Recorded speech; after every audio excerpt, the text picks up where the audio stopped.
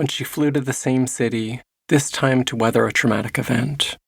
I created a shared document, and we started to populate it with moments from her life at the ages of 20 and 46.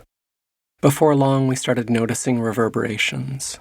Perhaps we could show how it feels to travel through time with a complicated gender, including the ways our past selves ripple into our present selves. At some point, Tracy sent me the demos for the next Static Saints album. I was knocked out and soon became fixated on the song Useful and Beautiful. It will likely be heard as an ode to sexual debasement, but I think it's also an invitation to root your life and your art in utility and beauty. I've found myself returning endlessly to this question. How can we make Tracy's memoir more useful and more beautiful?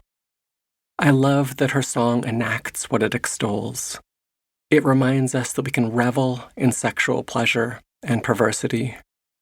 I've got uses, I've got bruises, while also opening up to become more expansive, more useful, and more beautiful. Oh, let me be a crashing wave. Oh, let me be a secret cave. The aesthetic and architectural decisions animating this book stem from the desire to make it as useful and as beautiful as humanly possible. Tracy and I spoke many times about the voices we let into our heads, particularly the people we have imaginary conversations with, who often are our lovers. As a result, Tracy decided in her memoir to write directly to two women who deeply affected her life. In Side A, she writes to her first girlfriend. In Side B, she speaks to a lover who shattered her world. I've seen sources claim that I am the ghostwriter of this memoir. I want to dispel this notion. Tracy is this book's architect. I'm just someone who chatted with her about the 2-story building she wanted to construct and provided some feedback on her blueprints and architectural models. The Side A, Side B structure is a case in point. That comes from Tracy. I was just along for the ride as a pedantic passenger, a light-fingered creative conspirator. For what it's worth, I suggest listening to Any Other City in several smaller sips rather than one long gulp. It's a slow work to metabolize and has lingering notes of leather, smoke, and licorice. While listening, please don't forget to keep hydrated and caffeinated. I don't think I helped Tracy solve her personal jigsaw puzzle, but I'm so glad she trusted me to help her identify and rearrange the pieces into a useful and beautiful shape that feels something like a life. July 8th, 2021. Side A, 1993. And you will lose yourself in the city. You will unravel your riddle. And you will find yourself in the city. You will secrete all your secrets. Costumes by Edith Head. Secret Girls.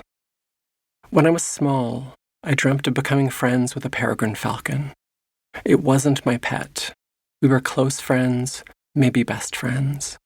The falcon wanted so badly to be human, and I dearly wanted to have wings. We would sit together in a soft nest high above the city, sharing secrets and nibbling on black licorice mice. Have you ever tried licorice mice? They are tender, gooey, and delicious. After I told you my dream of befriending a falcon, you talked about the colony of vampire bats you believed lived in a cave on the outskirts of town. Your brother had told you about them to scare you, but you started asking your parents to take you to the cave. You didn't tell them it was because you wanted to be bitten and become a bat. We both wanted wings and adventures when we were kids. Last night, I dreamt we were together at a lake, drinking soda and dipping our toes in the water off the edge of the wharf. The water was glassy and smooth.